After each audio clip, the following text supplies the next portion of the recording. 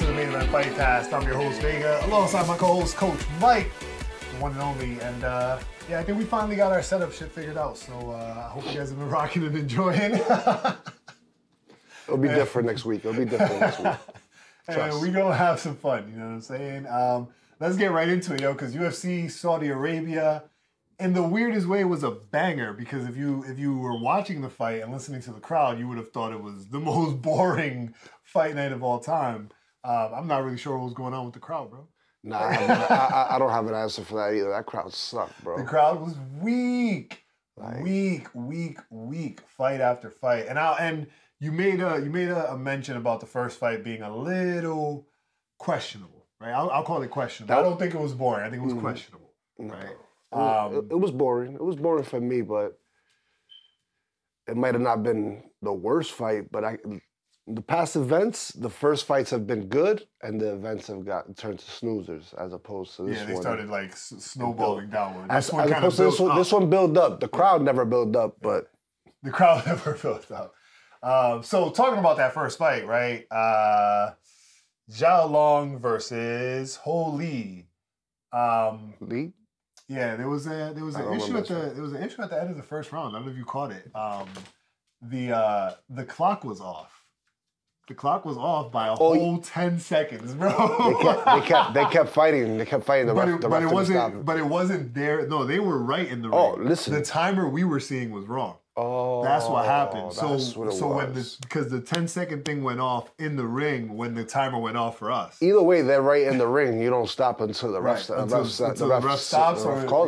Mm-hmm. So, but it was funny to hear the commentators because they're obviously looking at the same screen we are. Yeah. So they're not registering that the hand clap hasn't gone off. Bigger than that, the crowd is so dead. The ref is definitely hearing them. Yeah. Good job not panicking and sticking to what so you great know job right. to the ref. Sticking to the job. If we're gonna criticize the referee, we gotta give him the props. We gotta give him the props when they do it right. Yeah, he definitely nailed that because that could have been a debacle and a half, man. And not that the fight itself wasn't a whole debacle and a half, because ultimately, like, it was a long fight to get to a split decision that, although I did win my bet on, I can completely understand people feeling like it was questionable. It was questionable. Now, on the flip side, there was a questionable fight that cost me a bet, and that was Jared Gordon versus Nasrat Haqparast. I don't know what he's done to the judges, but they don't like him. What fight were the judges watching? The closest round was the first, and I still think he won that one too. Yo, Jared Gordon, in my eyes, like you said, closest round was the first round. I still give it to Jared Gordon, but even if I gave it to Haqparast, he won. Bless you, buddy. Even if I gave it to Haqparast.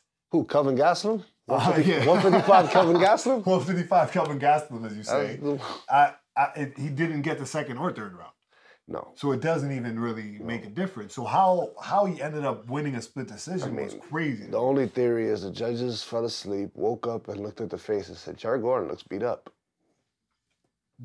I'll give it to this Kelvin Gastelum at 155. Obviously not the sleep part, but I can see the damage part being a real thing because Jared Gordon's left eye, I think it was, kind of swelled up a lot. But watching it looked like it was like either a clash ahead. He hit the shoulder a couple times. He was wearing it in his face, but it might just be scar tissue. He's been around for so long, just like Nate Diaz. You look at him and his eye opens up, you know? If you look at Nate Diaz too hard, his eye opens up. Yo.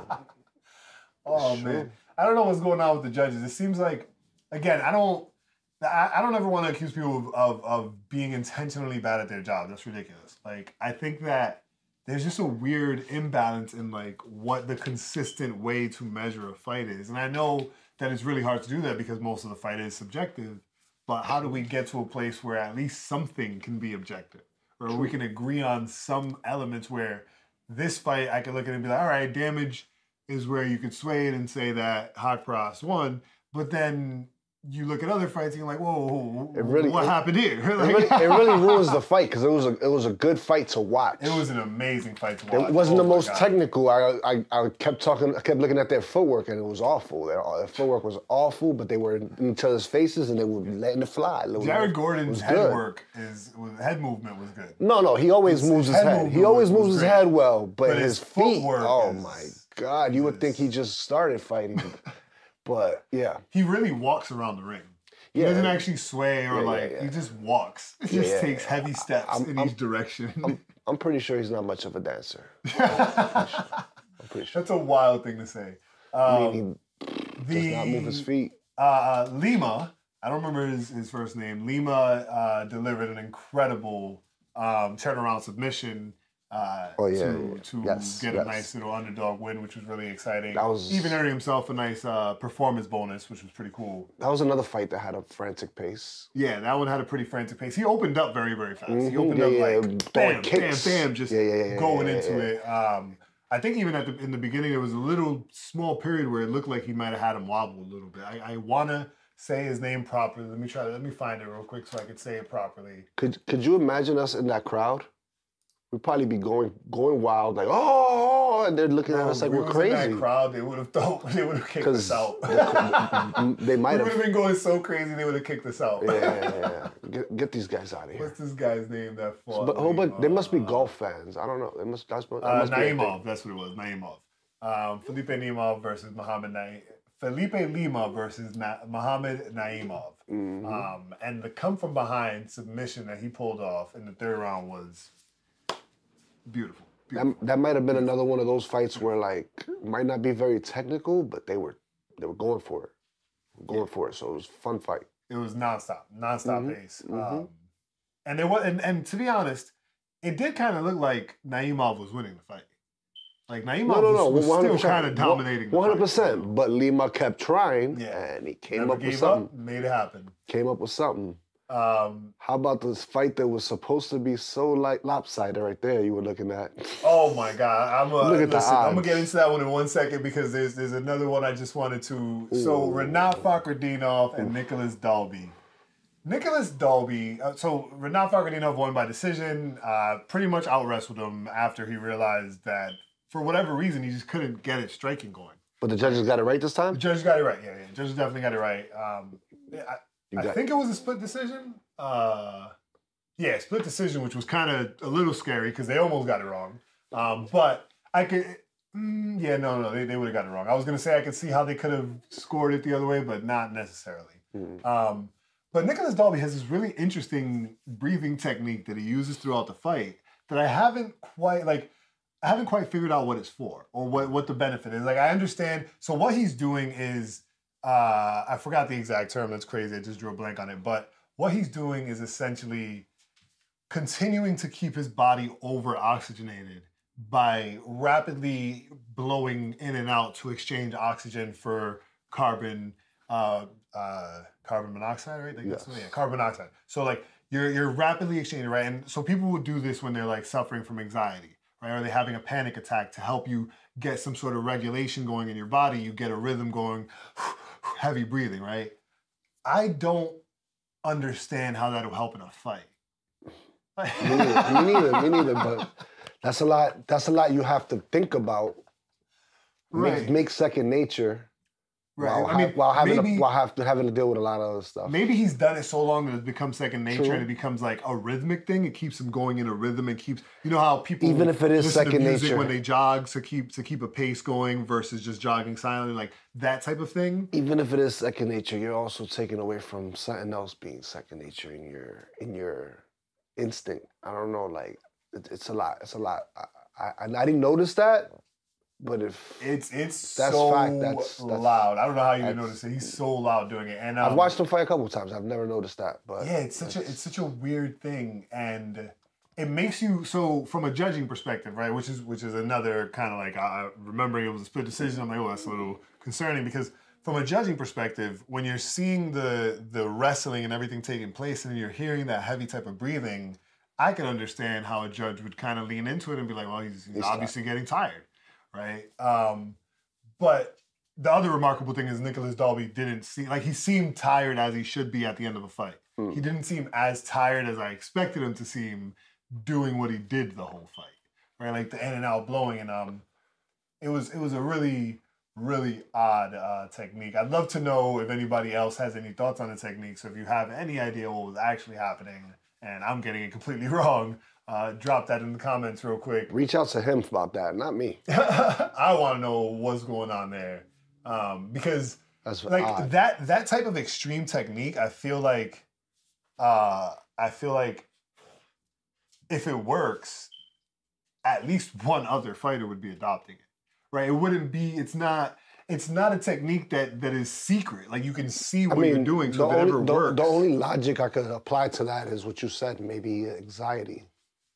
He has issues with anxiety, and that's what keeps him. Bro, if you're having that type of anxiety in the middle of a fight, that sounds crazy. Yeah. Fighting might not be a thing, but So, moving on from that, because that ended up being a really fun fight. Not as explosive as the rest of the fights because it wasn't as striking heavy. But the wrestling and the grappling wasn't boring. Right? So it was still it was a classic MMA fight. Now, which knockout do we want to talk about first? The one that was shocking, or the one that for me was a bit of a fraud check? Let's get into the fraud check. All right, let's get into the fraud check, right? So Shara Magomedov versus Antonio Tricoli, who has finally earned himself a full-color image on the UFC website. I mean, after everything he's done, that's the least they can do. Plus the bonuses they gave him. Antonio Tricoli, in all honesty, might have actually had the best turnout for this event because there was no losing for him. Right, he got paid out. It was proven with his payout. Right, he got paid out, and he almost secured himself a win too. But he secured himself a fraud check. As a boxer or kickboxer, I'm not sure exactly what the background is, but it's not in grappling. He out-grappled him, held him, kept himself safe until he got tired. Yep. And that's when Shara secured the knockout, right? And even the knockout, the final punch put him in a... It's funny because the next knockout we're going to talk about, they literally landed in the exact same position after the punch, which was freaking crazy to see happen. Like, it was really insane to watch. Johnny died. That shit was crazy. So that knockout was beautiful, without a doubt. Can't take anything away from that at all. However, if we're talking about Shara Magomedov and the way that they've been talking about him, the imagery, the presence, everything about him, right? Like, that was not the performance that he's supposed to bring to the table, right? And it makes me wonder what he's going to be able to pull off against other people that we know perform at a much higher. Like, this is respectfully Antonio Tricoli, who did perform way better than we actually expected, even if it was 90% clinch work and keeping it in that control space. And we'll know the level once he fights again. Right, on the appropriate, you know what I mean, we'll see, full camp, we'll see what the bullets level is too, in a sense for that, if he doesn't fight again, considering they're just going to keep him for Saudi Arabia. Right, I think Dana may have made a mention about him not being able to travel to America. No, they asked him if he can and whatever. He said, I think we're going to keep him here. Okay. Yeah, he gave the classic no answer. Yeah, so that's a very interesting answer. But I did also read something about Shara's he's trying to get his visa because he agreed to shoot a movie in America as a villain. Okay. That makes sense. Yes. So that'll be a good way to get in. Okay, so what's really, really interesting next is that Shara Magomedov called out my guy, Michel Pereira, which I think is astronomical. He's done a bunch of calling out. That was later on. I believe he called somebody else out that night, and now I'm spacing it with you saying that. Man, you just made me space it by saying bringing up Michel, because that Michel comment was a week or so ago. No. Magomedov called out Michel. In the cage? The new one that you showed me today with the Israel picture with the flag in the background. That's an old picture. No, this is the second time. He said that new text is new. He called him out again. But he called him out the first time for that same reason. He's been calling Michel Pereira out a little bit now. Well, he's been on Twitter. well, I call it Twitter. No, I'm not gonna call it X. He's been on Twitter talking to fighters, man. He's been going for it. Yeah, he's been going for it. I can't remember who was the guy though. It was not Michelle that I'm thinking, but because I don't think he gets the Michelle fight. That's more of a personal one. Michelle personally wants to put hands on him. He could get that fight, and that'd be bad for the Bullet, in my opinion. I think it's gonna be a terrible fight for the Bullet, especially after we just saw with Antonio Tricoli. But matchup-wise, it can go either way because of. I don't know if it can go either way. Man. We haven't seen anybody who is in the realm of technique. We also never seen him in a more get to be a counterpuncher. In that sense, you expect Michelle to go and he can actually be a counterpuncher. We never seen him do that, but. That performance was not. Nah. That performance is not earning him any favors. If he was going to be a counterpuncher, it would have shown against Antonio Tricoli. We'll see the odds flip. Antonio Tricoli was moving forward the whole fight. Counterpunching would have worked there. But you knowing that the odds will be the opposite. That'll be him plus 500, plus 400. I doubt it. They still won't? I think they'll still see him as the favorite. As the favorite over Michelle? Mm-hmm.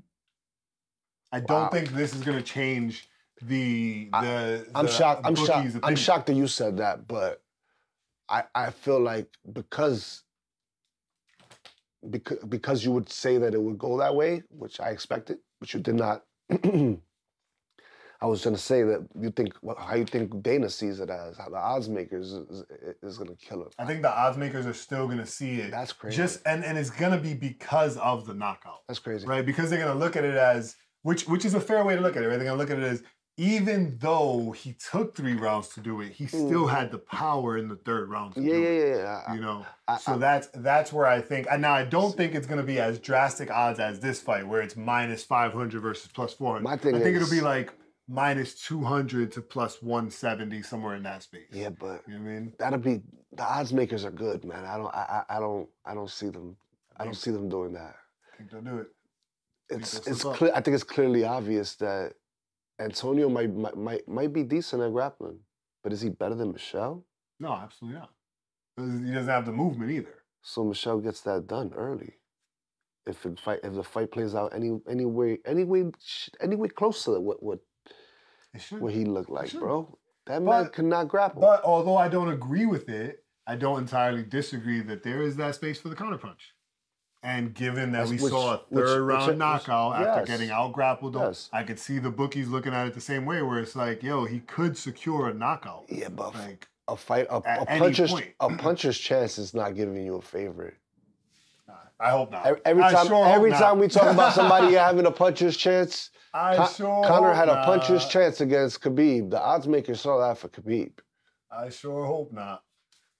Oh man! But as I was saying, our guy Antonio Tricoli, praise to the man. He did everything he could, but he still got folded. And it was wild to see 2 times in one night the knee bend backwards, fold over after a knockout. And that's what happened to my guy, Johnny Walker. Now, I'm a huge Johnny Walker fan, and this knockout hurt. And you were shocked. This one hurt. And you were shocked. It wasn't even just that I was shocked. Like, I was shocked, but it hurt. Like, it really broke my heart, like, how shocked I was that he got knocked out. Because it wasn't just that he got knocked out. It was bad. Got flatlined. Mm-hmm. Like, that was so... That was a tough one to watch. And at this point, I think for me, the question is, what is happening with Johnny Walker, and where do we stand as Johnny Walker fans? Like as a Johnny Walker fan, I'm almost on the line where I'm like, yo, bro, it might be time to let it go. Put yourself in Volkan's shoes to fight Johnny Walker. How do you approach a fight against Johnny Walker? I think he got everything he could have asked for. I think this is where the question I asked, I have a potential answer for, and I want to know what other people think, but Johnny Walker is 2 different fighters now, right? You don't know which one is going to show up. There's the wild fighter who showed up against, was it Ankalaev recently, right? That he fought, and that made it go to a weird freaking... Or maybe this is just a result of that. He didn't want it to happen like that again. Just drew a blank on that word. It drew a no contest, and then they had the rematch, right? So that version that drew the no contest was wild Johnny Walker. In the rematch, we got technical Johnny Walker, and he lost. In this fight, technical Johnny Walker showed up and lost. If wild Johnny Walker shows up, I don't know if he loses the same way. I don't know that there's a technical... and that's also why the odds were in his favor. I don't know that there's a technical Johnny Walker and there's a wild Johnny Walker. I saw the wild Johnny Walker in this fight. He threw flying knees. It's just... The jig is up. In the beginning, maybe they were scared. Maybe they were being tentative, and he caught them slipping with these flying knee attacks, these crazy kicks. But now, you know what he's about. You stay safe, opening comes, and you knock his head off. He's not that hard. He's not a hard puzzle to figure out.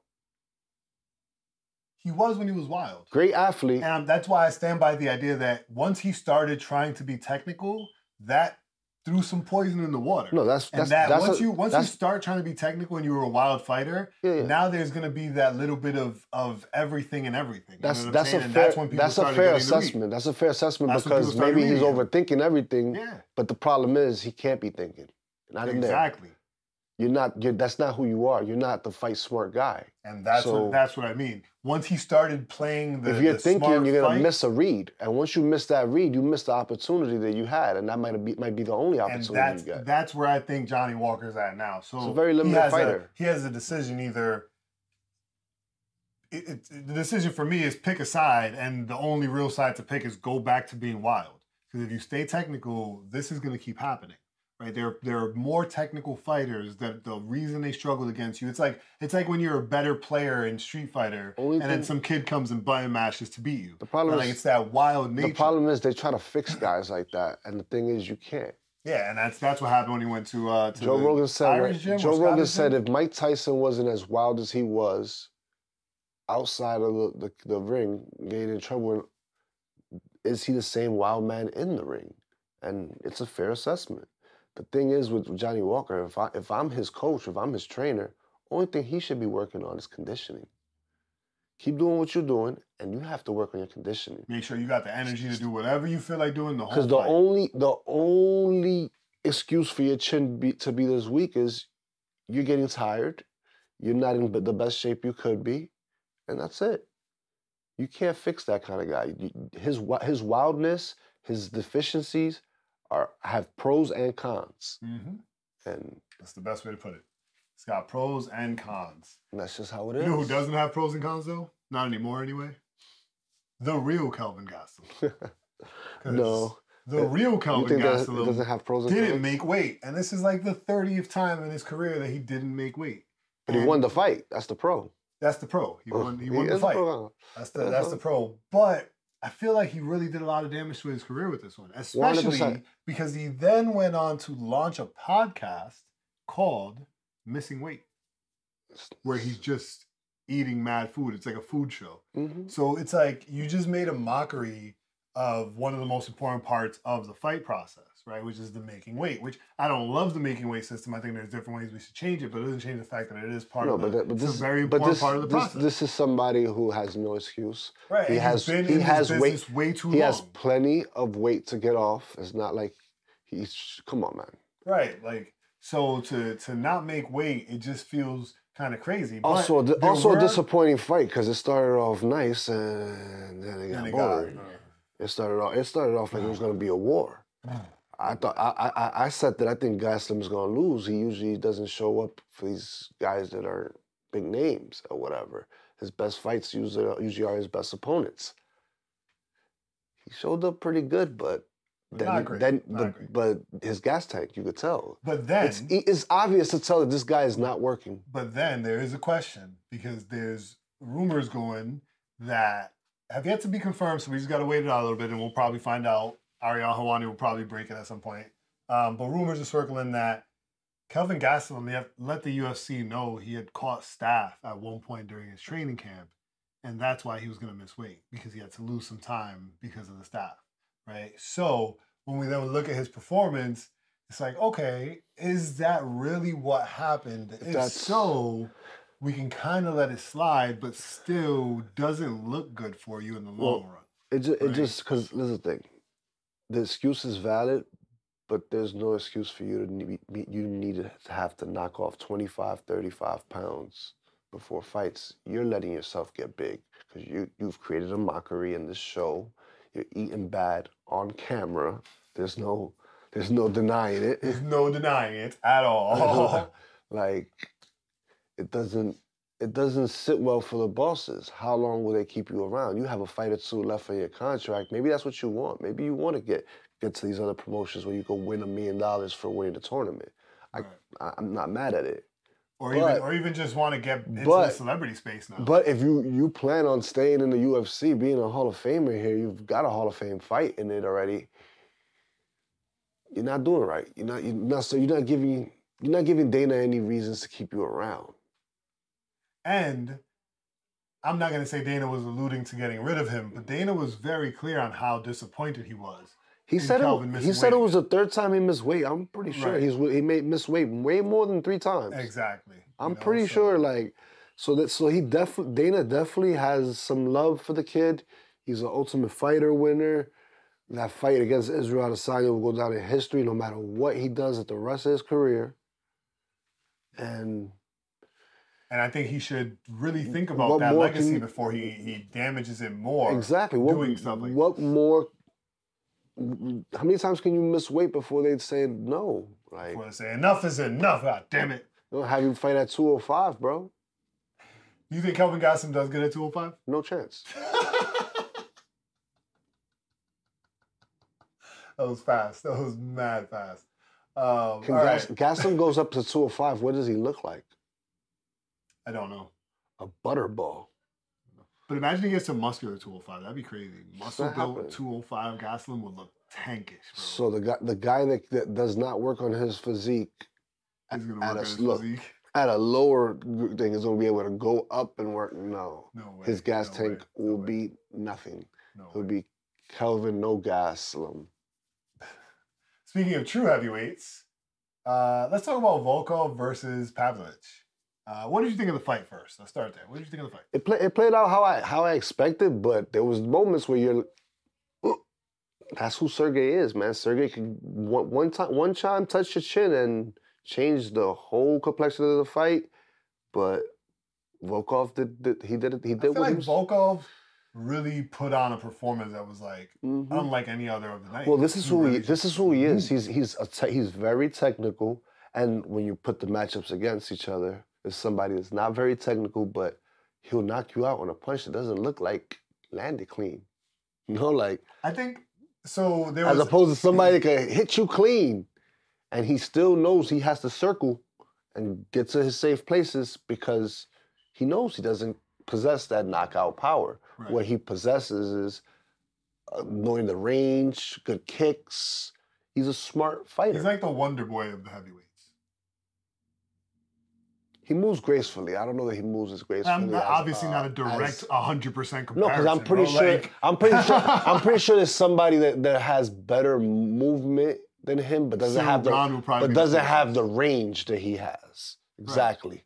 Right. Exactly. Cyril Gane is absolutely faster than him. When you look at Wonder Boy, he is one of the greats without a doubt. But he never got to champion level. But the thing about Wonder Boy, and even Yadier, and even Anthony Pettis, their ability to throw a kick at like puncher speed from spots. Yeah, but that's asking a lot of heavyweights. Exactly. He does it as well as you can at heavyweight, but it's a big game changer. But do you understand the comparison? Yes, I'm not saying it's one-to-one. No.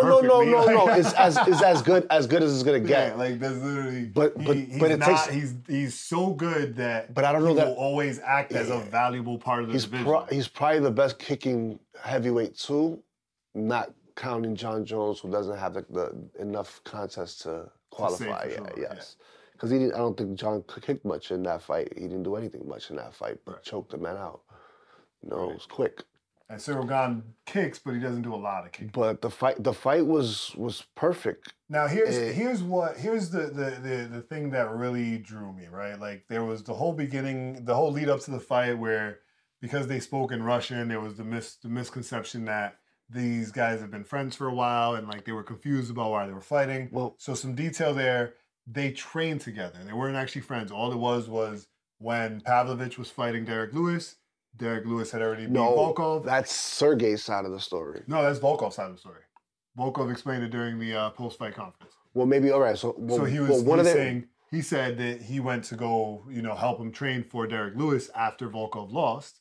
And when he went to train with him, he was doing his best to fight like Derek Lewis, right?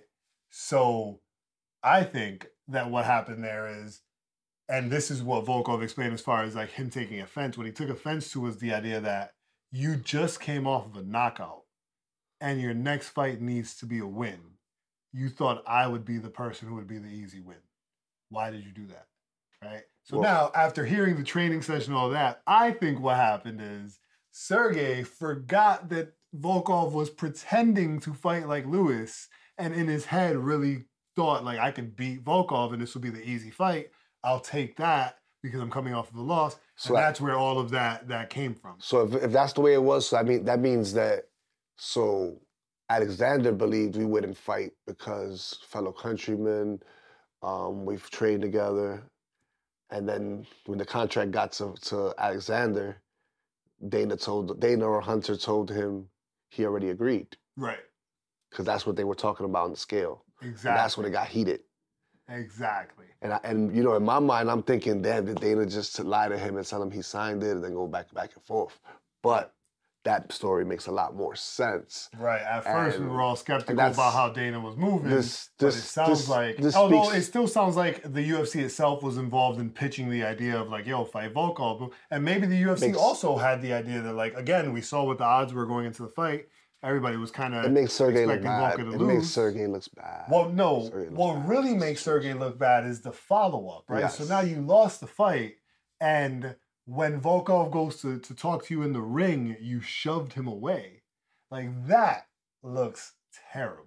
Yeah, he's spiraling. He's awful. It looks like you said, he looks like he's spiraling. Now with 2 back-to-back losses, what happens next with Pavlovich, right? Like, who do they give him next? This is the thing, man. He possesses that power. It don't matter. He get right back in the ball. But who do you think is a safe matchup for him? Because again, if this was supposed to be the safe matchup, he's coming off of his first knockout loss ever. The problem is there's some cherry pickers at the heavyweight division, and that just proves what just happened with Sergey. He was trying to cherry pick.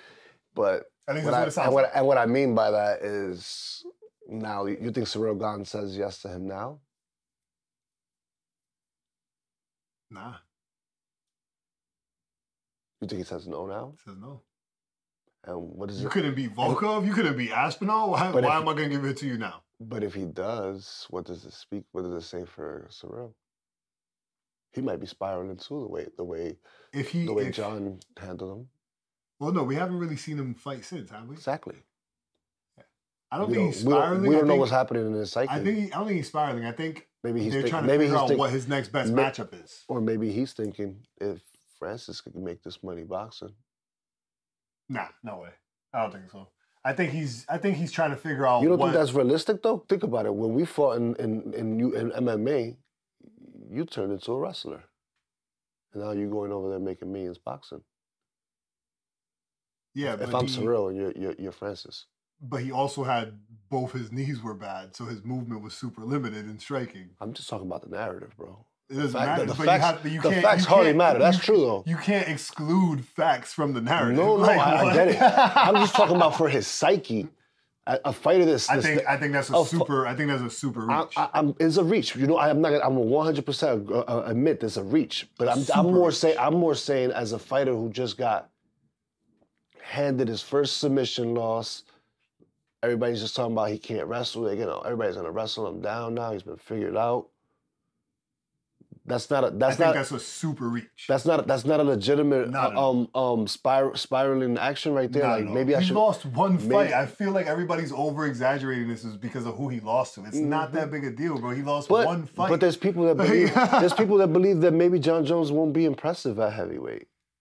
Exactly. So it speaks to we got to stop ignoring. Like, I hate when people take they try to take how people act as people for one part of it, but not as the other part of it. Like, if you're going to break him down at a psyche level to that degree to say he's going to go into boxing all of a sudden, then you got to be willing to break him down at a psyche level when he fought John Jones and say he obviously couldn't handle the pressure of the whole situation. Look at the conversation leading up to the fight. During the whole presser, his insults were compliments. He was, I'm looking forward to sharing the cage with a legend. There was nothing about him that was speaking intimidation. Like, that's a psyche thing. That's who he is. I don't see him as a trash talker. That's not true. Look at the fight against Ngannou. That's different. That's different. It was a lot of venom in that. There was venom in that. Listen to how he's being compared in this fight. Listen to everyone is talking about John Jones is going to walk through him. You think there's not going to be venom in his system? There is, except for the fact that he respects John Jones, and in his own mind, he's like, he might actually walk through me. I've always looked at him as the greatest. That fear of the unknown is a lot bigger, too. You know what I'm saying? So that is a more realistic play to the psyche to say, yo, when he had the chance to be the star, go up against the god, prove he was the best. I just think realistically, for him to not be looking at boxing like, I might be more fit for that. I think that's a super stretch. It's not. Just because, look at how few people have been able to do it. If Francis Ngannou was going in there and actually being successful, then it would be okay, word. Because I can outbox him, so he's being successful. But he's going in there and losing. And you don't losing, have he lost once. I don't believe that first fight's a loss. Whether you believe it or not, this was on the record, right? He knocked him down. And then we saw what happened. No, it wasn't. It was not. It was an exhibition. That had nothing to do with records. No, it was. No, he is 0-1 as a boxer. Really? Yes, he's 0-1. Okay. So you thought it. So again, you thought if the judges scored that for Francis, they would have given Tyson Fury his first loss. That's what was already on the table. That's why he was given. That's why he was offered as, if you win, you get a title shot. No, because that's just you just beat the champion at an exhibition. Yeah, but realistically, again, even in just an exhibition, it put him in the rankings. You were again speaking to who Francis Ngannou is as a figure. Cyril Gane doesn't have any of that. So he's not going into boxing and getting paid millions of Cyril has a kickboxing but he's not going into boxing and getting paid millions and all these big dollars. He's going to go into boxing and make the same he's making in the UFC. I wouldn't say the same. He'll get more, but it wouldn't be what Francis got. Exactly. So what would Francis went over there knowing that he never lost a title. Yeah, that's a crazy. That's the difference. To say Cyril Gane. I'm saying crazy Cyril reach Gane, is a crazy reach that he would be thinking about a boxing career. Yes, not at all. That doesn't make any sense at all. You're literally saying he's gonna think of a boxing career because he lost to John Jones. That's crazy, it depends. bro. It depends what that contract looked like. Because you're starting to see like, damn, that title's looking further and further away from me. You got Tom Aspinall up there, somebody that if I do get hurt, I'm standing up. He might want to go in and wrestle. And that's what I mean by his psyche being a little off because of this. But you're just making this speculation because he lost to John Jones. There's nothing that he's done to show that he's feeling that way. No, I'm actually making the speculation because he hasn't accepted a fight in a year. He hasn't been offered a fight. That's not true. Yes. That's not true. What fight did he get offered? So go look up why Tom Hospital said that he's turned down the fight against him and he's turned down the fight against Sergey. That is, you misunderstood the quote. He literally said, when Cyril Gane was champion, he turned me down. When he was in his contender slot, he turned me down. This is prior to Turned John down Jones. Curtis also. Right. This is I'm talking about recently. This is prior to John Jones. This is not recent. This is all way before the John Jones stuff. So when Tom Aspinall, this is why when Tom Aspinall got the fight, the first thing Cyril Gane did was call him out, and Tom Aspinall said, no. No chance. You said no to me before, I'm going to say no to you now. You could wait. That's what happened. Because when Gane was champion, and it was technically time for Tom Aspinall to go up, he was still like, nah, he got to still go to the rankings. Either way, he's been inactive. The timeline is different. He's been inactive. Him being inactive is enough for you to think that his psyche could be. No way, bro. There's plenty of heavyweight. His inactivity doesn't say. At heavyweight, there's plenty of fights available. Like who? There's plenty of fights available for him. He doesn't need to fight. He doesn't have to fight number 2, number 3, number 4, number 5. Yes, he None of that. Because he only lost to John Jones and Francis Ngannou. I'm just saying if they're all everybody else. Why? Let's look at the rankings. I'll tell you. It does not hurt his ranking more than being inactive. Yes. The number 2, number 3 guys fight number 10, number 8 all the time. No, they don't. Not all the time. That's why we're shocked by it when people like Robbert Whittaker do it. When the division that's what I mean. Cyril Gane is number 2. Craziness. He turned down Tom Aspinall, he turned down Pavlovich, he turned down Curtis Blades before when he was champion, right? So now, Tom Aspinall just beat Sergey Pavlovich. Cyril Gane who's called him active out. that he could fight? Cyril Gane, that's what I'm about to go through. Cyril Gane called him out, right? Tom Aspinall said no. Sergey had just been knocked out, so that wasn't booked to do anything, right? And Cyril Gane already said no to him, right? And he's above him. No real value there. Curtis Blades, Cyril Gane could accept that fight, but Curtis Blades said no because he wants to fight Tom Aspinall. He's like, I'm not fighting Cyril Gane now. My chance to fight for the belt is here, and Cyril Gane didn't want to fight me when he had the belt. Boom. Already out the first 4. So you're telling me he can't sell that fight against Markin? Volkov versus Pavlovich already happened, right?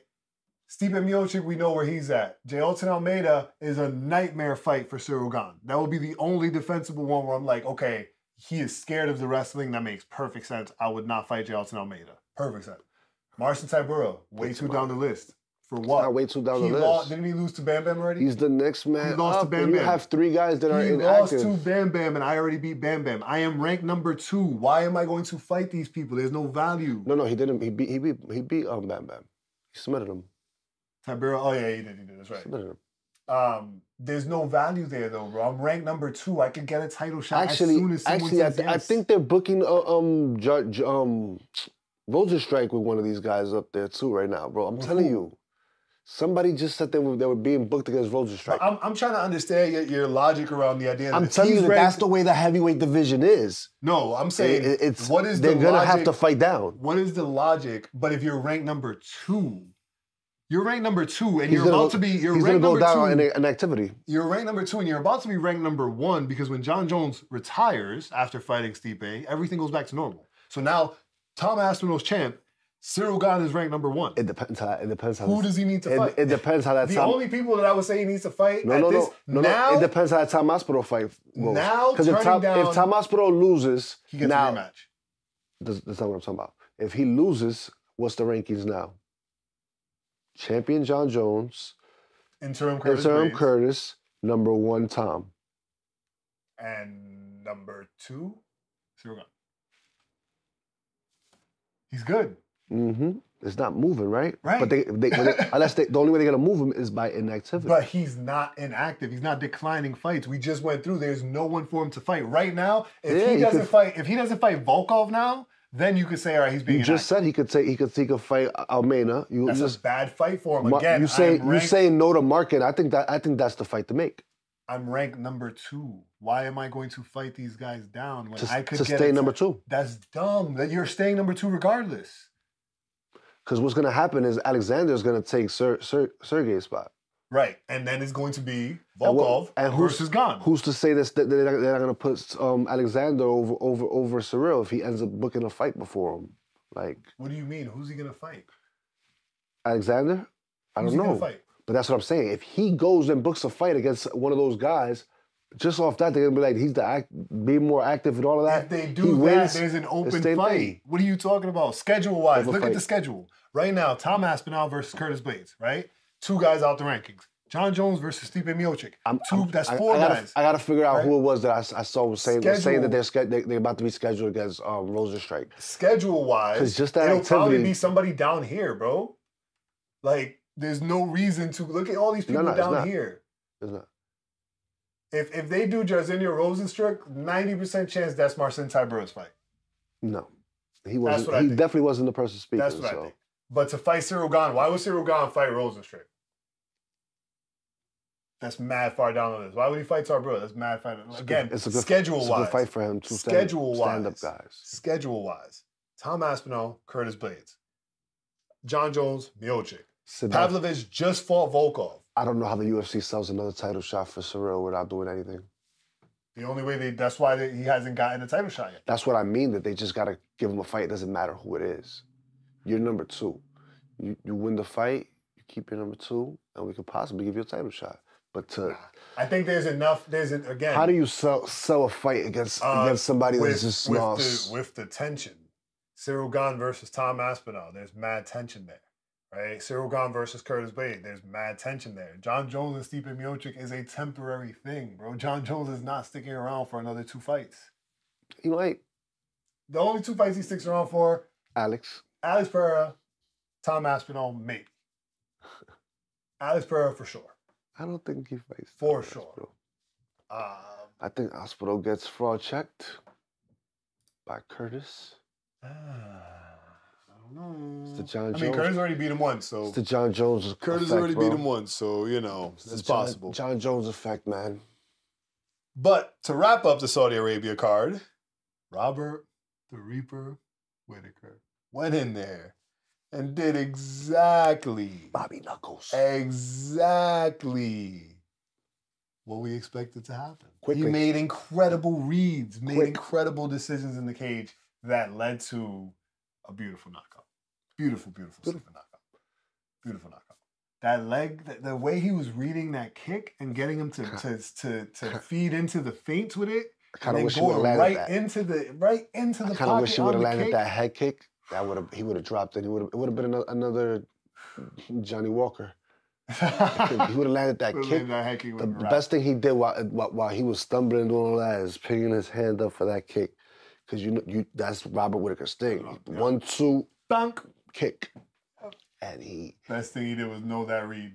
But what I loved the most about it was the real-time snapshot of what experienced fighting looks like, right? Like we could talk about the beautiful reading throughout the fight, but there's a very specific sequence, and it is the knockout in this case, where you see what it looks like to be a professional fighter, to know what you're doing in the cage, right? Where he lands the first punch, wobbles him, and instead of just diving in with a flurry of punches, he waits, times the next one, wobbles him. Right? And from that point forward, every strike lands because he's going in and measuring exactly what he needs to do, just waiting for that little opening to boom. He probably didn't have to do all that. He probably could have been, he 100%, maybe 95% chance he would have went off and still got to finish. Would it look as good? Maybe it would look better. But the experience is there when you see that he understood. The way he did it, he knew he was 100% going to get the knockout. There was no hurry. It's a hunter deer. He could have gotten the other way, more fast-paced action, 90% chance. It might have been a better video clip, maybe. Nah, I think the video clip we got is the best clip you got. But that's you being a fighter and understanding the reads, understanding how he's just so patient and understood. This man is dead. I just gotta press the button. Bink. Then, bink.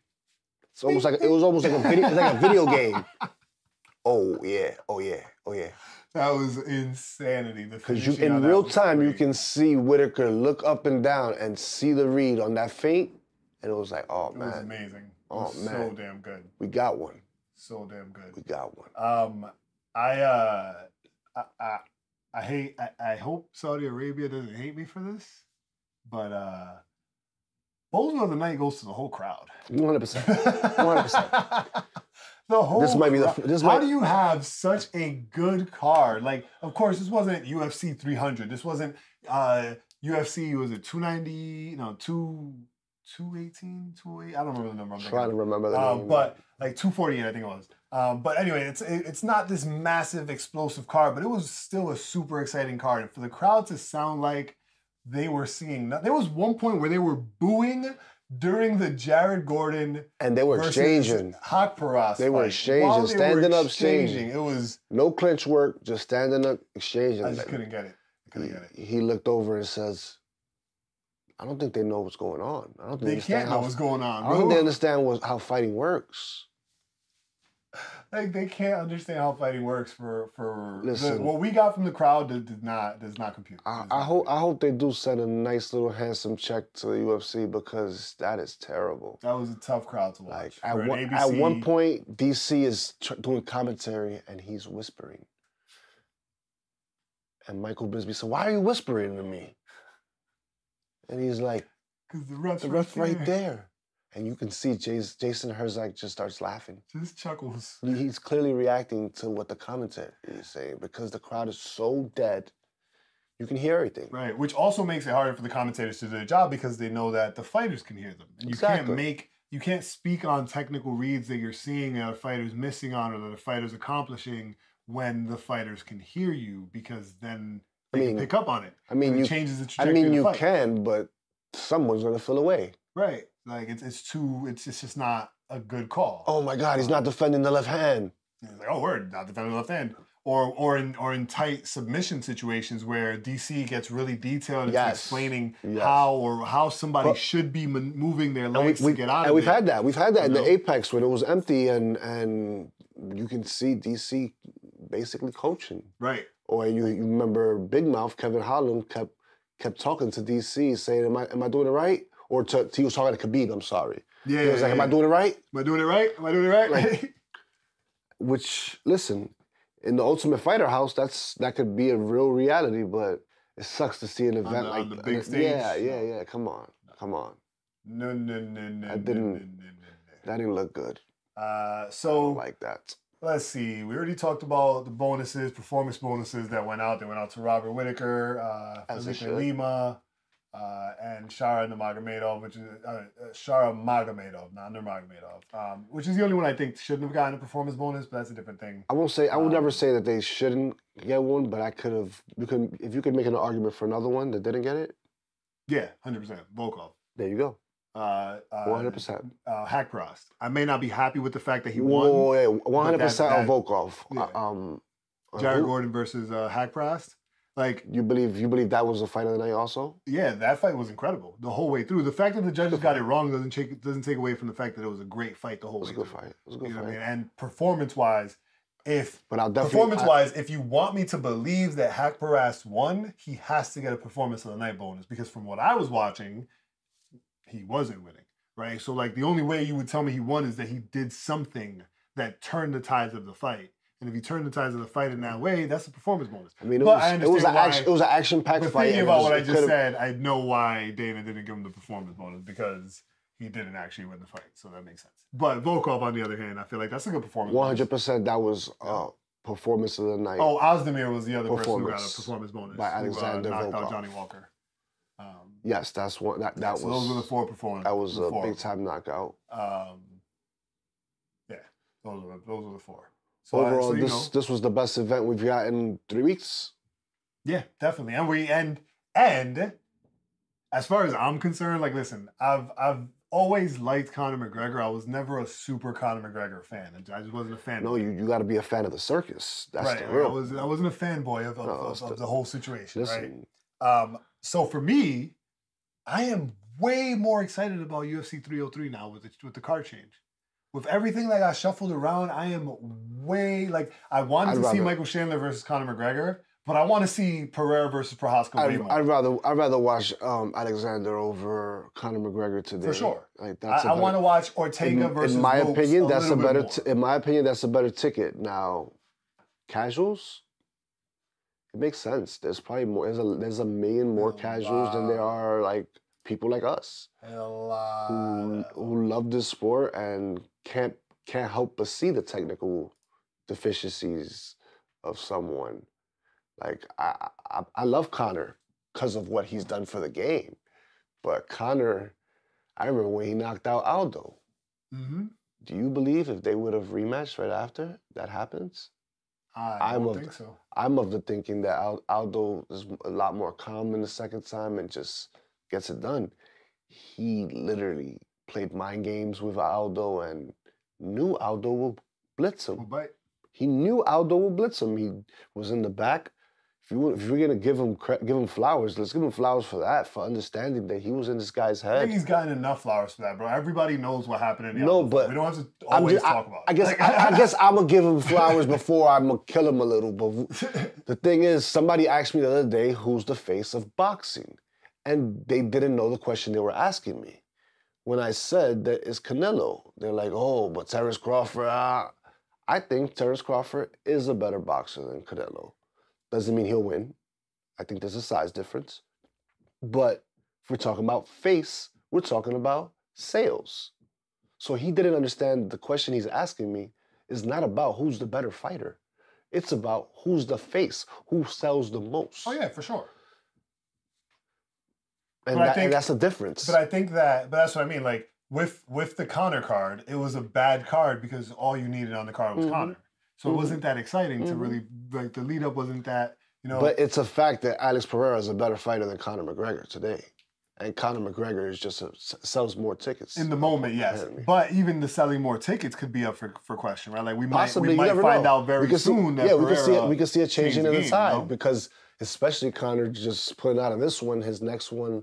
Exactly. And if he pulled out, McGregor pulled out of this one, and if for all the people who were hoping to see McGregor, if Pereira puts on an incredible performance, that's a new fan. He just got a whole demographic of fans. We're also assuming that Pereira gets past Jerry. I know you're going about Jerry's a tough opponent. Sorry. Oh, so he has no chance. Jerry has no chance? Sorry, Jerry. It's I feel like I would have, if you asked me last week, I would have said Jerry's chance was the wrestling. But with all of the clips that have come out of Pereira working on the wrestling, it's not about whether Pereira is a better wrestler or not. It's about what we already saw. Yeah, Pereira was visibly stronger than Jerry when Jerry was trying to take him down. If we now couple that with the idea that Pereira has now figured out how to use his strength to throw you when he's tired of being held, that is problematic, bro. Yeah, that's problematic, but you know what I'm saying? It's one thing to do it in drilling. There's another thing to do it in the fight. Oh yeah, for sure. You also have to think about what can go wrong. He tries it and gets. But that's why I opened with. If you've seen this clip, you know Jerry's seen this clip. But that's why I opened with. We already saw how the strength matched up. 100%. That matters. Right? So now that doesn't have to be a technique that he's planning on going to. It's just a in the pocket thing where just out of nowhere, in the least expected moment, they're in a clinch and they're in the third round, second round, and Jerry's forgotten about this for just that split second that gives him enough time to do it. That could be impactful. That changes the dynamic, and like you said, Jerry's seen the footage too, right? Which now means Jerry's now like, okay, I still believe my grappling is going to be better, but I now have to exercise a little bit more caution, to be a little more aware, right? Versus before, the conversation was simply, why isn't anybody taking Pereira down? Just take him down. It's going to be super easy. Just take him down. Unfortunately, as I ask you a question, I almost start sounding like a lawyer for you, because I was also going to say just more time. Jerry's been at light heavyweight. He's been doing this MMA thing. I just feel like the more time we're giving Alex, the more likely he is to get better. He doesn't seem to be somebody that's not going to get better. Right. He's not slowing down. He's not letting up. He's not. He is obviously still drilling his kickboxing, his boxing or whatever, but I'm pretty sure, just like we know, he knows where he needs to work on. Exactly. And it does make a case for him to be the favorite. I just don't want to say that Jerry has no chance. Yeah, no, I don't think there's zero chance at all. Yes, I think that the chance is unlikely. He 100% stunned him in that fight. Everybody stuns Pereira. I don't think what is that, bro? Everybody stuns Pereira, bro. He's confident in his chin because his hands is to his body.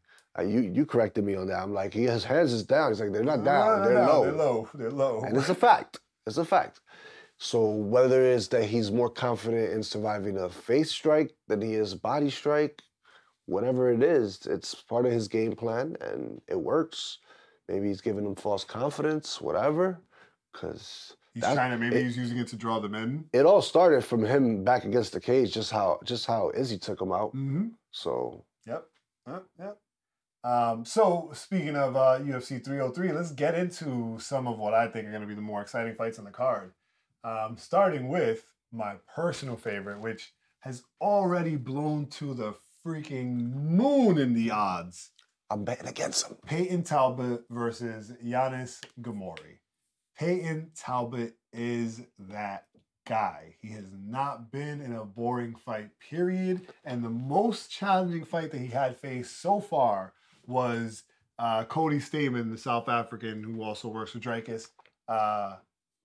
And that fight was a war. And for the most part, Peyton handled it super. Like, it was very clear he won the fight. And I think that, again, like, the odds are telling you who to bet on if you have the type of money where you can bet on minus 1,600 odds. But I wouldn't bet on this fight at all. I would just let it rock. I will. But Peyton Talbot, definitely a guy to watch. Yanis Gamori is a little bit slower of a fighter. He does have that, unfortunately, France stereotype of being a very slow, boring striker. Which opens up for a counter strike with somebody like Peyton is very wild. Peyton's not wild. He's just fast. I don't like his chances. I like his odds. Yeah. At plus 900, keep him away from all parlays. Yeah. And just solo bet it. If you bet him solo on a money line, it could be worth the money. Yeah, it's worth a chance. Charles Jourdain versus Gene Silva. Now, I'm going to tell you guys ahead of time, this is probably going to be the most filled up, cool fights to watch we've done so far because, again, I think this card is super loaded. We got Charles Jourdain versus Gene Silva. I love watching Charles Jourdain fight. Again, similar to Payne Talbot, very technical striker who just moves at such a fast pace that it feels like he's moving wild. It feels like he's always in your face. He's going against Gene Silva, who I believe has some deep grappling and submission. That's what I was going to say. There's two Charles Jourdains, and this is the kind of guy that tends to make him a lot more safe and can lead to a boring fight. Yeah. So I won't be as excited as you are about this one. I'm excited about it because of who they are, but like you said, there's always that possibility that this matchup is so parallel that it ends up being a stalemate. Well, it's just Charles Jourdain. When he goes against a grappler, he's going to be a lot more cautious. And either he's going to see a read and possibly go for it, or it could be a slow fight. Now, Cub Swanson versus... I was going to say, Cub Swanson versus Andre Fili. I don't see that being a slow pace at all. This is going to be a striker's delight. Somebody's probably going to get knocked out. I love Cub Swanson. I feel like it's going to be Cub Swanson because he's the older fighter. This is one of those fights that the odds makers pick for you. Yeah. I'd go with the dog. Go if you feel good about it, go with the dog. But I just feel like the striking of Andre Fili... Today is Cub. Fight night, it might be the other way. You know? Joe Pyfer versus Marc-Andre Barriault. I don't know, man. Joe Pyfer got fraud checked, and I don't really get excited for it. I never really got excited for his fights to begin with, but he got super fraud checked because there was never a video of him breaking Ngannou's record on the punching machine. Pereira had a video which raised a lot of questions, and he kind of didn't perform well in his last fight. So I say all that to say, if you are betting, again, don't take betting advice from me. But in this case, I would just stay away from this bet. But it should be a fun fight regardless. Unless Joe Pyfer is actually a fraud, then it won't be a fun fight at all. Like, it'll just be boring. It can go either way. But luckily, right after that, we got Ian Machado Gary versus Michael Venom Page. And that also runs the risk of what you pointed out earlier, where because they're so parallel as fighters, it could end up being a stalemate. But given what we saw with Michael Page versus Kevin Holland, it doesn't seem like Michael Page is afraid to engage his style with anybody. So it should still be pretty exciting. It should still be a really fun fight. No, 100%. I don't think he's going to go in there and respect Ian. Ian will have to earn that. Yeah. Michael Venom Page is one of the most disrespectful fighters in all of time. The quickest thing that Ian would want to do is get his respect. Because the moment he How do you think he gets it? Is it a power punch? Is it a takedown? Left hand. Left hand, okay. Go get that left hand in there, big dog. The odds aren't even out on this fight yet, which is really, really interesting. Because that gives me some fear that it might get moved off the card, but I'm hoping it doesn't. So we'll see what happens. Yeah. That should be a fun one. I'm thinking it's just going to be even. It's going to be one of those 150. After Mayra Bueno Silva's last performance, I don't even really want to talk about her. Anthony Smith versus Roman Dolidze is less exciting than Anthony Smith versus Carlos Ulberg. But I love Anthony Smith, so I'm going to watch the fight excited as hell every time Anthony Smith is on the screen. I'm just a fan of Anthony Smith. I was almost rooting for your boy in the sense that he had a clear path to the title shot. This is a bad... He just keeps messing. This is a bad UFC 303 was a cursed card, bro. That card had... Almost every fight was affected. This is a bad situation. He was going to fight a kickboxer, which is the perfect example to say, look, y'all don't believe I could be a kickboxer? If he grabs him and chokes him out. If he choked out Carlos. Would have been perfect. Like, it would have been perfect. Pereira. You're next. Look what I do to kickboxers. And now he gets a guy that's a mixed martial artist. Yep.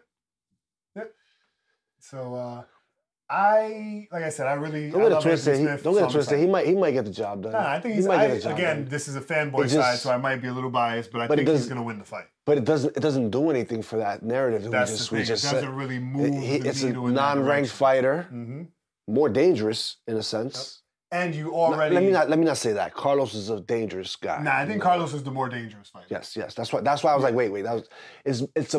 Carlos is more one-dimensional in his danger. There you go. And even that's wrong. Because he could punch you, he could kick you, he could knee you. It's not one-dimensional. Yeah. But it's one-dimensional in the sense it's striking. Right. You know there's the striking you're worried about. Roman might be able to choke out Smith for all we know. It's going to be a mixed bag. And on the other side of it, it's like, even the side of it that Pereira benefits from, where it's like, you're saving the card. Anthony Smith doesn't really get that because he's already a company guy. Like, he's already been the guy to save cards. They already know he's the guy they can count on. I mean, this is just proof why he is the company guy, because he still wanted to stay on, even though he didn't. Even though he wasn't going to get a fight similar to what he already took on, which was a perfect situation. Perfect situation.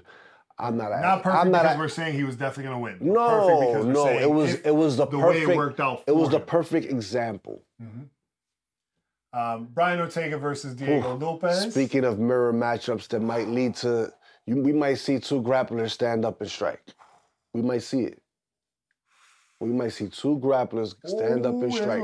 Because they might sprawl one time and realize this is crazy. I might be sprawling against myself. This one's gonna be hot. Yeah, this is gonna be hot. This is gonna be hot. I'm not saying it's gonna be anything but a technical warfare. It's gonna be war. It might look a little bit boring at times. I don't see it. But it's gonna be the reason I don't see it is because it's gonna be a frantic pace, no matter what. Yes. No matter what. That's for sure. And then finally, the fight everybody's looking forward to. We have Squidward's house versus SpongeBob's house. Alex Pereira versus Yuri Prohaska. I don't get the SpongeBob's references, so I just pretend to laugh, you know. Oh, I'm gonna show you right now. No, do not. Do not put me on. I got to. Do not put me on SpongeBob. I got to. If you're talking about the looks, yeah, I know what those people look like. That's it. Not the characters, the houses. Yeah, I don't care. Don't do that. That shit is hilarious. Don't do that. Anyway, these odds are a lot closer than I thought they were going to be, which means I might be overthinking, or other people are underthinking the value of Pereira in this fight. But the odds are still in his favor. Like I said earlier, I think Pereira wins the fight, but there's no part of me at all that believes this fight will be boring or that this fight goes the distance. This is very not personal, unbiased. It's just the way MMA works. Like, the math does not math. I can see Jerry getting a victory. I just can. But I don't think the fight goes the distance. Like I said, I'm on the Pereira side. We already saw him. We already saw his strength being enough to overpower Yuri's strength, right? So that's a big factor to play in. Like you alluded to earlier, Pereira is constantly developing these skill sets, right? Training with Kayla Harrison, training with Bam Bam, while on a recovering broken toe, while in Australia on a media tour, right? So, like, I don't know the name of the guy he was grappling with that he got the rear naked on. But, you know, he's doing his he's actively exploring the grappling space. 100%. So, I just, you know, I think Jerry has a chance. I would, if I had to pick, the safe bet is Alex, 100%. Now, one thing I will say, and I'm going to sound mad controversial in saying it, but if Yuri wins this fight, I think we should be talking about Pereira being fraud checked. No such thing. And here's the reason. No such thing. This is the only reason. The man can't hold on to a title. He can get them, but he can't hold them. If he loses this fight, he can't hold them. But it's a rematch too quick. That's what I'm saying. Like, okay, it can work both ways. Because of the scenario, the short notice, all of the factors in it, it's a different situation. Right now, what he's doing is he's being a company man. Yeah. We already know he has a toe issue. Yeah, if it was full camp, fully healed, all that stuff, and then he loses, then I could say that. Because that's why I believe the stars, that is one of those, like, the stars are aligning. Like, it sounds too perfect that you think that he's just gonna step up, be a company man, and win. Well, I mean, they're both being company man, and in theory... No. Jimmy's not being a company man. Jimmy's is taking the opportunity. He wants opportunity. Oh, yeah, true. What do you mean? He's going for an opportunity. A title shot's an opportunity. But there is a part of it. There is a part of it where it's like, Jorge Masvidal was not being a company man when he took that title shot on 2 weeks' notice. There is a part of it where you are, especially in the position you're already in, where you could hold off, right? Again, I know it doesn't sound like it makes sense to people who just want to see the fights, but the ranking system matters when you are a fighter. Right, so being in a position where you're like, yo, I'm guaranteed to fight for the title next no matter what happens. That's already been promised to me.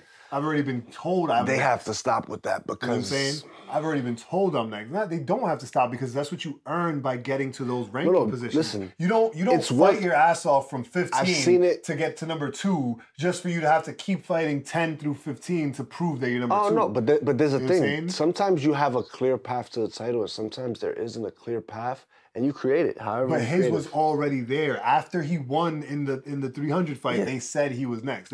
This was already booked. All he did was move it forward. Sean Strickland was coming off a loss.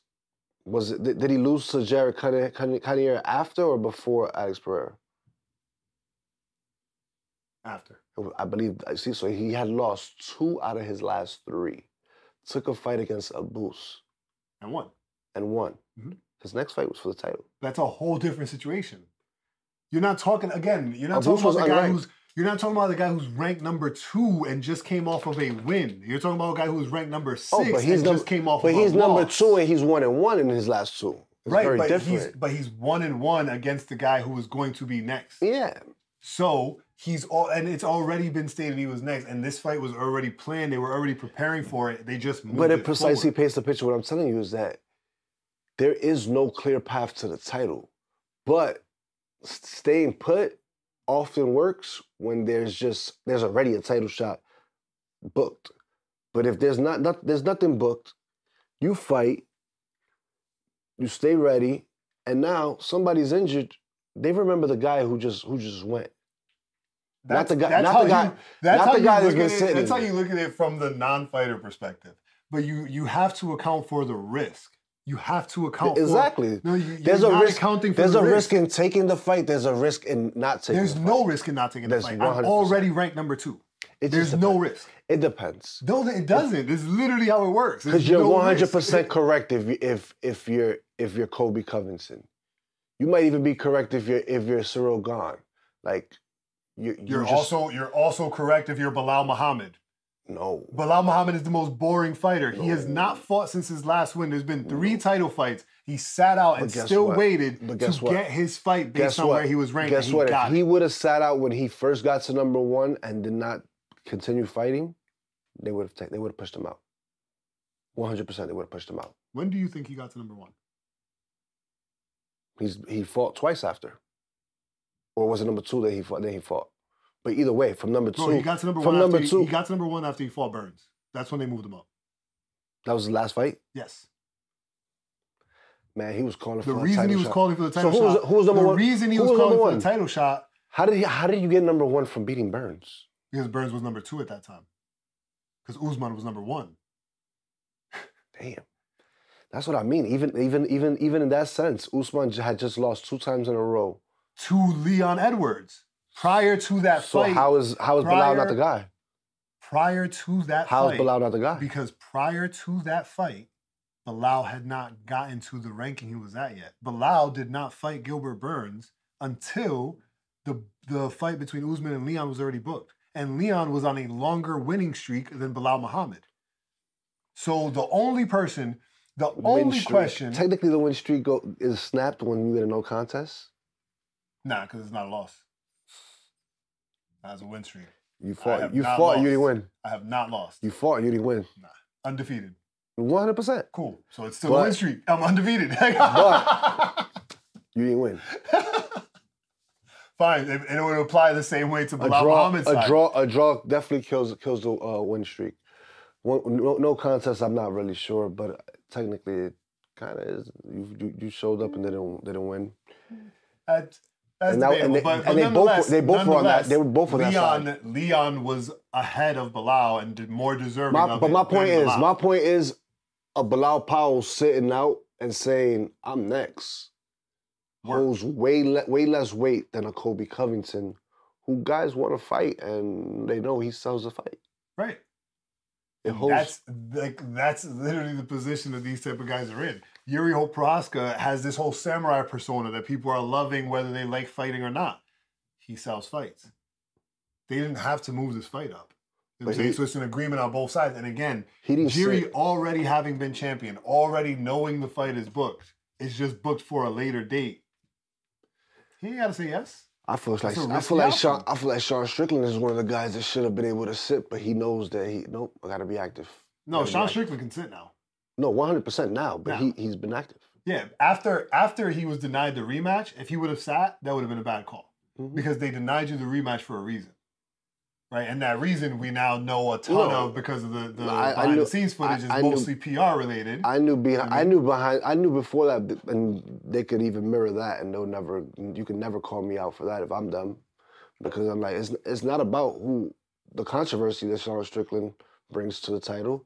It's about somebody who defended the title 4 or 5 times. He dropped it, and he just needed some time off to work on his injuries. He's next.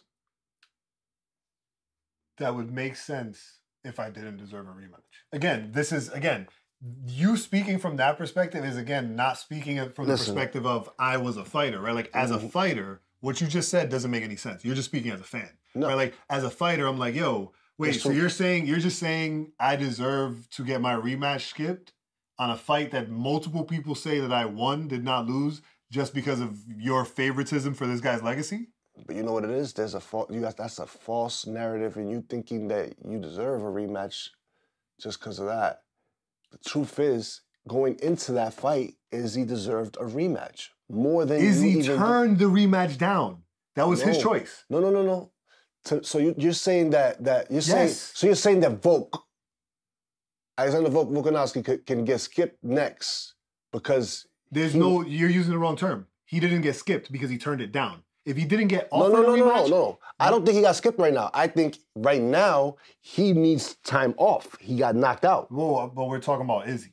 I know. Izzy. But what I'm saying is, if you're saying that, then you're saying if Max beats Ilya could is right away going to be like, oh, rematch. Yes. If Max knocks him out, yes, he's more deserving of a rematch than Volk. Yes. No, I don't agree.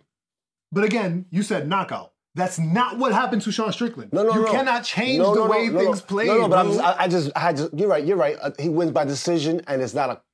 It's a close decision where Dana White himself says, oh, I kind of think Sean Strickland won. What conversation, what world are we talking about? What world outside of I love Israel Adesanya and I believe he deserves it for everything he's done as an MMA fighter? I think that's why. That is speaking as a fan strictly. No, that's all it is. If I was Dana White, the business move is he deserves it over Sean Strickland. No, the business move... Now, Sean Strickland, you can sit. The business move is not Izzy deserves it. The business move is the fans want to see Izzy, so I'm going to give it to the fans. But this is the thing. We're going to see Izzy versus Sean Strickland again, regardless. The point is... But will we see Strickland versus Dreykus again? We don't really... If he can't hold the title, it don't matter. You don't care. If he can't hold the title, it don't matter. You don't care because you're a fan of Izzy's legacy. And I respect that. That makes perfect sense. It's not a biased thing. This is what I'm saying. If he can't hold the title enough to get the rematch to Sean Strickland, which rematch holds more weight? That doesn't make any sense. Izzy's holds more weight. That doesn't make sense because Izzy broke the system. By breaking the system, you eliminated all of the logic. Because realistically, here's what's supposed to happen. Dreykus beat Strickland in a close fight. Strickland gets a rematch because he was champion. That's what comes with being champion. So you get your rematch. I think we both have points, but... get you. That's what I'm saying. The point on your side is the idea that as a fan, you're respecting... You keep going to the fan. I'm telling you, you're not letting me finish my thought. What I'm saying is, how is it more deserving if he can't hold the title? With The system. Wait. If DDP doesn't hold the title to get there, but wait, no. You're stopping me in the middle of my point. I have to because your point is starting from the broken system. But you're cutting me off about what I'm gonna say about the system. So I'm gonna let you finish it, and then the reason the system is broke is what you're saying is because if I drop my title, and the champion wants to fight again in 6 months. And in 6 months, I'm not ready to go because I'm gonna break the system. If I say no to that rematch and let somebody else go, I'm gonna fall back in the line. I don't think that's. What did you just say? You didn't even say anything that made sense there. Try it again. You did not make any sense there. If you and me fight for the title, yes, you knock me out, yes, and you want to fight in 3 months or 6 months.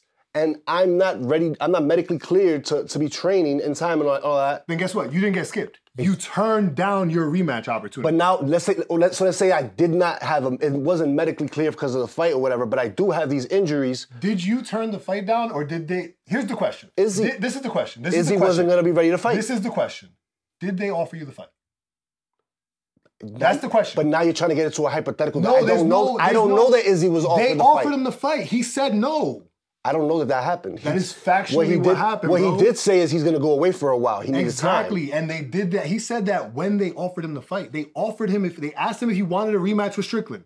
He said, "I'm gonna take some time off." I never heard anything about that. I do remember that he was offered the fight against Hamza.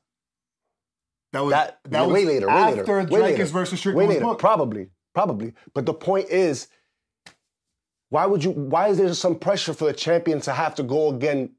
Whether he's medically cleared or what. That's not what's being said at all. That's what I'm trying to say to you. There's none of that is being said. Listen to what I'm saying. But that's what I'm saying with Volk. You're saying that he'll get skipped if. But you're the one saying skipped. I'm not saying skipped. Skipped is the idea that they do not offer you a fight.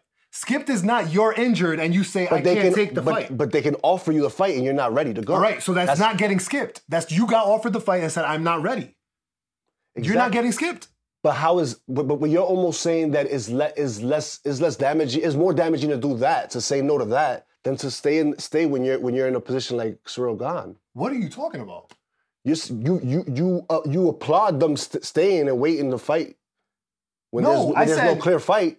I said from the jump, Ciryl Gane should have been offered a rematch versus John Jones. That's what I believe.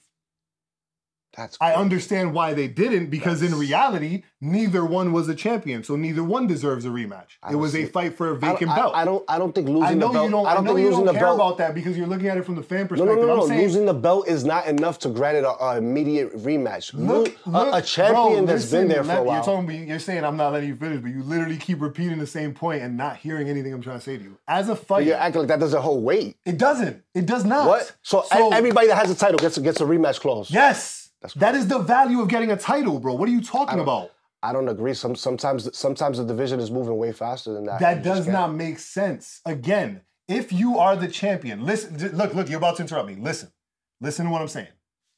You are the champion. You are the champion, right? You work your ass off to get to be a champion, okay? Mm-hmm. You lose the fight by a close decision. Do you feel like you deserve a rematch?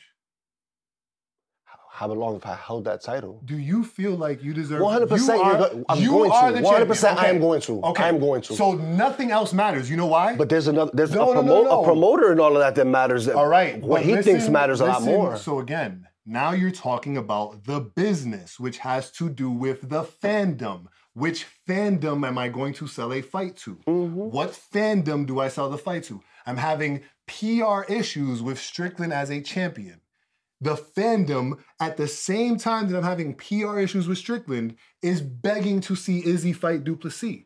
Why would I take a business risk giving the fight to Strickland when I should just give it to this person for the business? Now, if we take business out of fighting, if we strictly said, yo, no matter what happens with viewership, the money for this system is going to be there no matter what, we never break away from the rankings. You never have ranking issues because it's not about fandom, it's about who deserves it. The same way that when you play the NBA, there is no fandom in who goes to the playoffs. It's about who won, right? We don't see that in MMA. You don't see people having incredible records and then they go right to where they belong. But that's what I'm saying. The problem is, that's what I'm saying. There's no reason, the reason that doesn't happen is because of exactly what you're defending. The idea that Izzy, who took time off, who rejected a rematch, right? Took time off and said, I need some time to figure things out. Yeah, cool. Are you saying that people should hold the division now because of that? Because that's what you're asking for. The division, I don't feel like he held the division up. If Izzy jumps right back into a title fight, it was basically an interim championship. So it was basically an interim belt. To me, holding it up is being like, wait, I deserve it, knowing that you're not really ready, then you're gonna pull out or something crazy. Right. So respectfully, he turned the fight down. But if you would have said, yo, I'm gonna accept the rematch, right, and then been like, yo, we gotta delay it because I need an extra couple weeks. Oh, wait, we got to delay it one more time. Some time.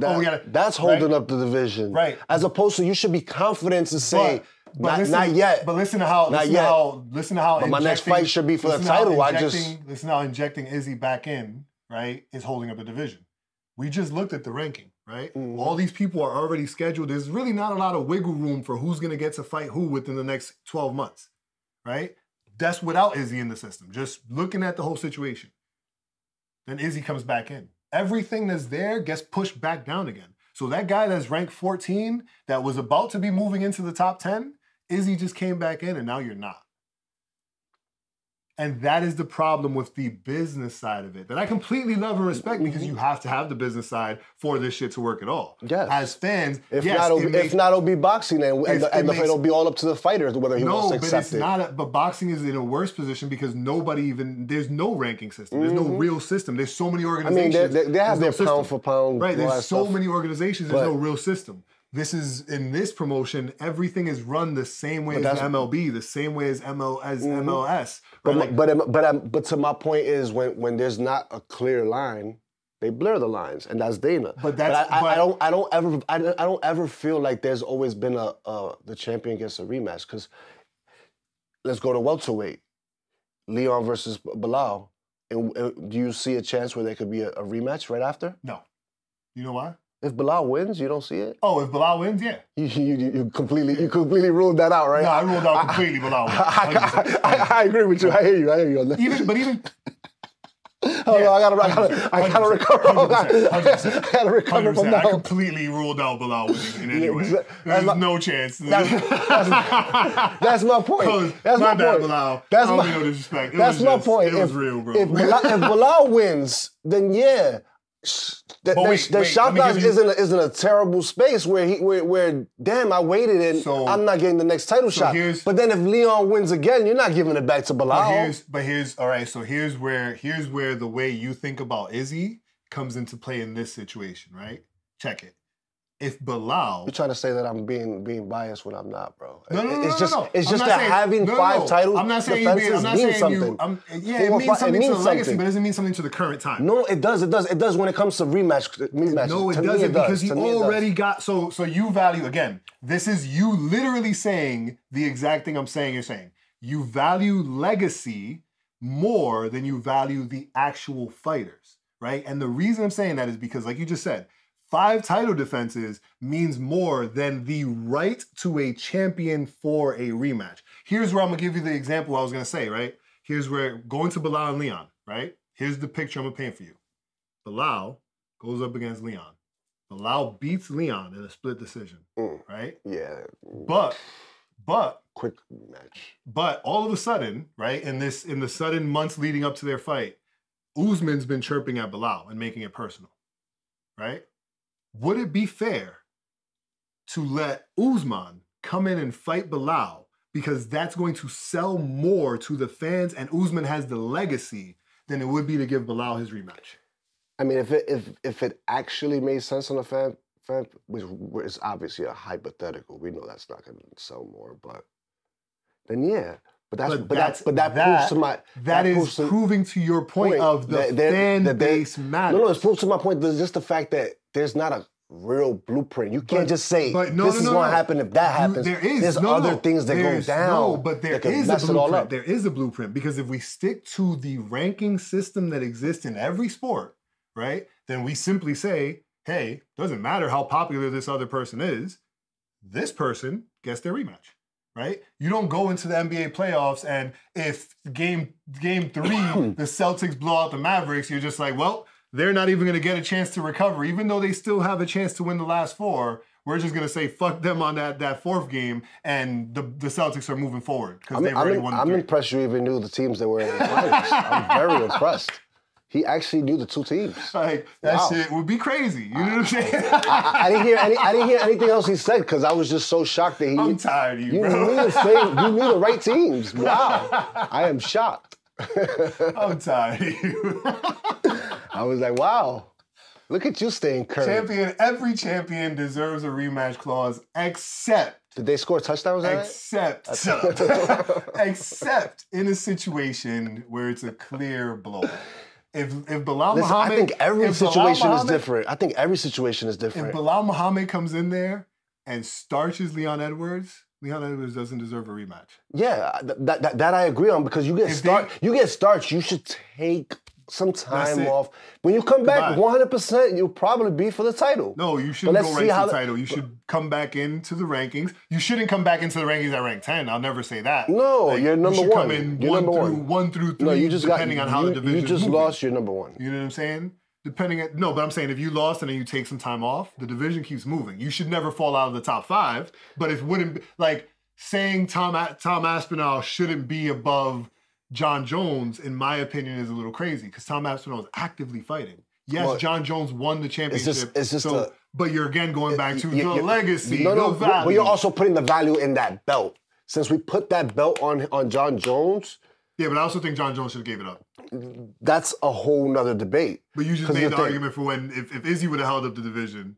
No, that's a whole other debate because we both agree that this is something that's never happened. Yeah. Dana has never seen somebody going to be out that long and say, I'm not going to make him take the title away. And that's him saying, throwing the blueprint away and saying, John Jones has done a lot for this company, some good, some bad, some good, but this is his last go. Let him hold it. We want to see the great fight of him versus Stipe, and it doesn't have that value without that championship belt. But that's my, and we'll wrap it on this because we went mad long. But that's my love-hate relationship with Dana White, where it's like I love the fact that he puts the fan base first. I love that he has the balls to tell you that this is what it is. Right. The fan base goes first. He understands, like, yes, there are probably better fights and more deserving fighters, but this is going to sell. And right now we need the shit to sell so it stays building as a business, right? We can get to this other space later. We get those properly ranked fights all the time anyway, right? It's not something that we need to go up in arms and wilding out over, right? Except for the Sean Strickland one, I feel a little offended on that one, just because again, split decision is the most clear moment where a rematch is called for. No, I thought he won that fight, and I understood that there was just a lot going on. But I'm not mad at Izzy versus Drakus. The underlying issue is true with the PR stuff. That makes sense. Yeah, I'm not mad at Drakus versus Izzy. That PR is damn good, bro. I'm excited for that fight too. Going by your theories, the split decision only went to DDP's way because of how controversial Sean Strickland is possibly. Right. Possibly. There's possibility there. And if there's a possibility, there's a conversation. There's a possibility there. You know what I'm saying? That's it. You can make the argument that if he was loved by everybody and not, well, he is loved by a lot. I don't know about you. Strickland is loved by a lot of people, but he's also hated by a lot of people. But I feel like he's been dialing it back since. 100% he's dialed it back. Since he didn't get the rematch, he's been dialing it back. But we've had this conversation. We've had this conversation. I probably would say that it comes down to who he's dating. Yeah. He's credited her, and he's credited her once at least. That's enough for me to say, like, damn. She's made an impact. If he's willing to say his girlfriend is helping him see things better and be more cautious about what he says and does, come on. Yeah. He's still gonna chase you down with his gun if you come by his house at night. I mean, out of all places to trespassers, you're gonna trespass a guy I can't even speak. You're gonna pull up to the house of a guy that could kill you with his hands and loves to pull out a gun. And loves to pull out a gun. That shit is ridiculous. Fucking Sean Strickland. Well, anyway, make sure you like, comment, and subscribe, and apparently get yourself an important woman in your life, because as we continue to see in history, bro, that's what makes you successful, bro. Oh, man, Sean Strickland. Shit works, bro. Sean Strickland. He's doing his thing. But you can follow me at What Up Vega. You can follow Coach Mike at SF Big Mike. And thanks for tuning in. Don't ask me no questions about that breathing technique.